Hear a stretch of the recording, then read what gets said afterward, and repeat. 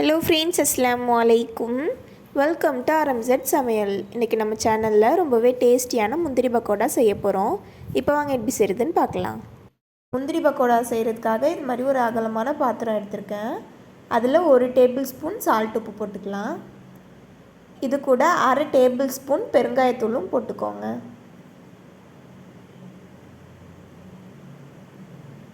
அஞ்சு பச்சை மிளகாயை இடிக்கல்லில் போட்டு இது மாதிரி நசுக்கி வச்சுருக்கேன்.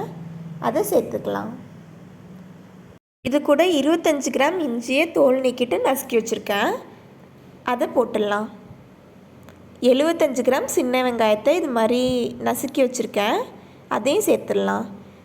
சின்னதாக 2 முழு பூண்டை இது மாதிரி நசுக்கி வச்சுக்கோங்க. அதையும் போட்டுக்கோங்க. உங்கள்கிட்ட பூண்டு பெருசாக இருந்துச்சுன்னா 1 முழு பூண்டு போதும்.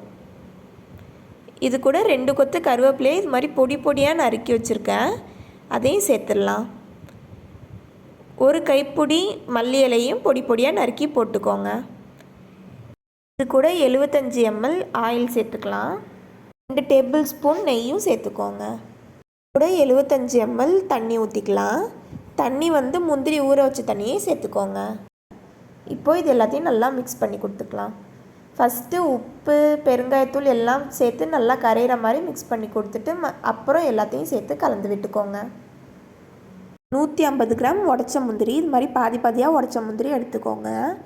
அதை ஒரு அரை மணி நேரம் போல் தண்ணியில் ஊற வச்சு எடுத்திருக்கேன். இது மாதிரி நீங்கள் ஊற வச்சு சேர்க்கும் போது முந்திரி எண்ணெயில் சீக்கிரமாக கருகாமல் நின்று வேகும். அந்த ஊற வச்ச முந்திரியை இது கூட சேர்த்துடலாம். இது கூட 1/2 கிலோ கடல மாவு போட்டுடலாம். இப்போது இது எல்லாத்தையும் நல்லா மிக்ஸ் பண்ணி விட்டுடலாம். இப்போது இது கூட கொஞ்சமாக தண்ணி தெளித்து பிசைஞ்சு விட்டுக்கோங்க. இது மாதிரி பதத்தில் இருக்கிற மாதிரி பார்த்துக்கோங்க. இப்போது ஒரு கடாய் அடுப்பில் வச்சு எண்ணெய் ஊற்றி ஒரு 80% காய்ஞ்சதுக்கப்புறமா பக்கோடாவை பொரிச்சு எடுக்க ஆரம்பிச்சிடலாம். இதுக்கு எண்ணெயை நல்லா காய விட்டுறக்கூடாது. இது மாதிரி உதுத்து விட்டு போட்டுக்கோங்க. இதை ரொம்ப ஹை ஃப்ளேம்லேயும் இல்லாமல் லோ ஃப்ளேம்லேயும் இல்லாமல் மீடியம் ஃப்ளேமில் வச்சு பொரித்து எடுத்துக்கோங்க. இது மாதிரி கோல்டன் ப்ரௌன் ஆனதுக்கப்புறமா எடுத்துடலாம். இவ்வளோதான், ரொம்பவே டேஸ்டியான முந்திரி பக்கோடா ரெடி ஆயிடுச்சு. இது மாதிரி நீங்களும் உங்கள் வீட்டில் செஞ்சு பார்த்துட்டு எப்படி வந்துச்சுன்றதை கமெண்ட்டில் சொல்லுங்கள். இந்த வீடியோ உங்களுக்கு பிடிச்சிருந்தால் லைக் பண்ணுங்கள், ஷேர் பண்ணுங்கள். மறக்காமல் நம்ம சேனலை சப்ஸ்கிரைப் பண்ணிவிட்டு பக்கத்தில் உள்ள பெல் ஐக்கானையும் கிளிக் பண்ணிவிடுங்க. இன்ஷா அல்லாஹ் நெக்ஸ்ட் வீடியோவில் பார்க்கலாம். பாய்.